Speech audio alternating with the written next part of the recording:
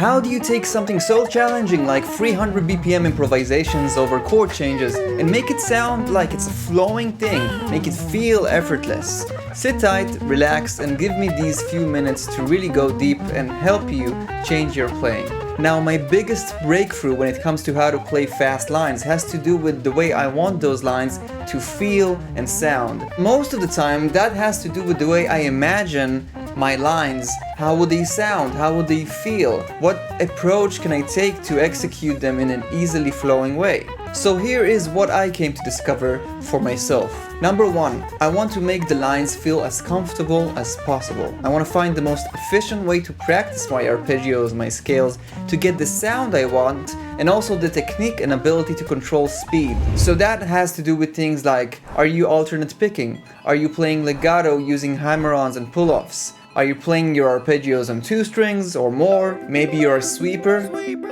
For me personally, I kind of wanted to emulate the sound of a horn player. And I also enjoy listening to players who incorporate legato into their playing, such as John Scofield, Alan Holdsworth. And now I'm going to show you some powerful points on how you can manifest that into your own playing. By the way, please do me a favor and pick that like button. It really helps with YouTube. So my first tip is going to be aware of which fingers you choose when you're playing your arpeggios in your scale. So you're always thinking ahead. For example, if I choose to play this C major exercise, when practicing that, I was really trying to stay aware on which fingers I choose in order to always prepare to the next shape. For example, I'm playing my C major triad over here. I'm aware that I'm gonna approach this shape now. So I'm already preparing my second finger over here.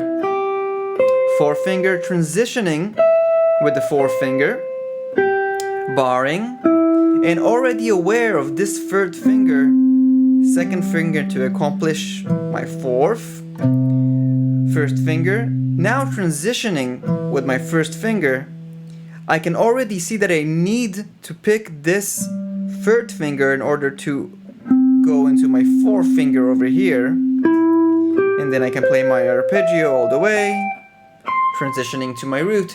This has everything to do with awareness of which fingers you choose in order to play in the most efficient way possible, as well as getting a good sound from your fingers. Another thing that you can start thinking about is how you play what you play. For example, if I want to play this C major arpeggio,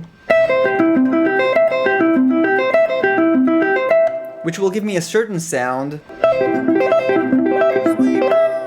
If I want to have a different sound, less sweepy, I can use this. Skipping a string, instead of having this G over here, I can have this G over here. And now I get a different, more legato sound, as well as being able to kind of avoid that sweep sound if I don't want it. So that brings us back to how do we want what we play to sound, and then reverse engineering the efficiency of movement to create that flow. When it comes to the right hand, there are so many takes on that subject, so let me share with you my experience on that. Let's take this A flat major scale as an example.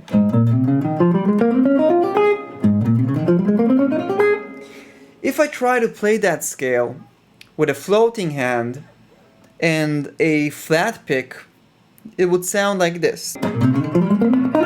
Messy and uncontrolled. That's my experience. Of course, maybe some people practice that way for years and they can do that.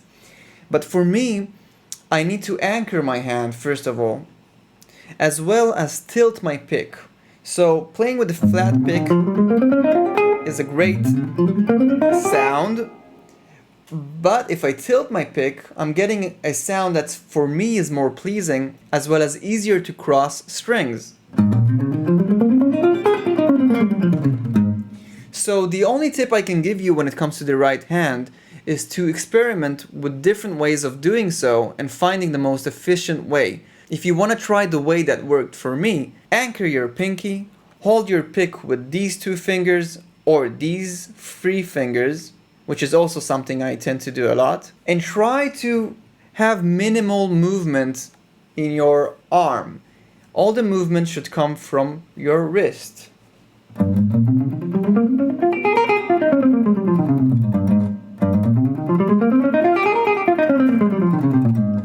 Of course, there's no one way to approach the picking hand. Let me know in the comments below what is your approach and what are some of the discoveries you learned for yourself when it comes to right hand picking efficiency. So if I take this phrase for example, if I alternate pick it, it gives me a different kind of sound. So again, the way I imagine my sound has to do with my efficiency in the practice room. So for example, in this case, if we talk about the legato approach, I'm sliding, using some slides, as well as pull-offs. What happened here? Well, I picked one time, then I hammered, and then I picked again. Always leaving some room for a hammer or a pull-off will give me that kind of legato sound that is specifically what I'm after. So whenever I'm practicing phrasing, my arpeggios, my scales, I make sure to include those. Let's take a C major scale for example. Okay, you can see that this sounded a little bit more fluty kind of sound, like a woodwind would sound maybe, right? And that's something that I really like. So a good way to practice that is when practicing your scales,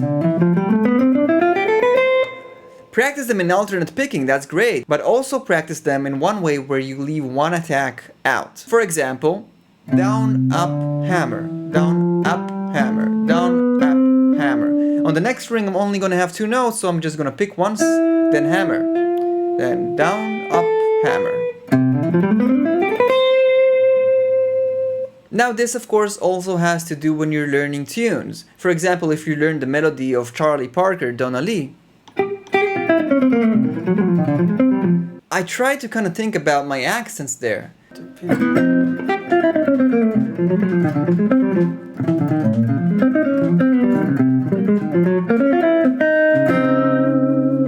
And just by thinking about my accents, the hammer-on and pull-offs kind of utilize their own way. Let me show you what I mean. So I'm playing this trill over here. I have more time to move to the next ring. Maybe over here I'll feel like plucking every note to get that kind of sound, that kind of contrast. Then maybe I'll pick most of the notes and then slide so I get this contrast. Paraga. Then I get this. Right, then on this phrase, maybe I'll do one hammer on over here. Now, I'll pick two notes and pull off one note. Maybe I'll pick even that note so I get... Then maybe I can pull off. You see, it's something that is more subconscious, but I'm thinking about the sound I want to get when I'm practicing these melodies, and there is no difference if I'm practicing an arpeggio, a scale, a full melody, or even when I'm soloing in real time. I want to keep that intention of being relaxed, articulating my notes, and making that phrase or scale or arpeggio sound exactly the way I imagine it.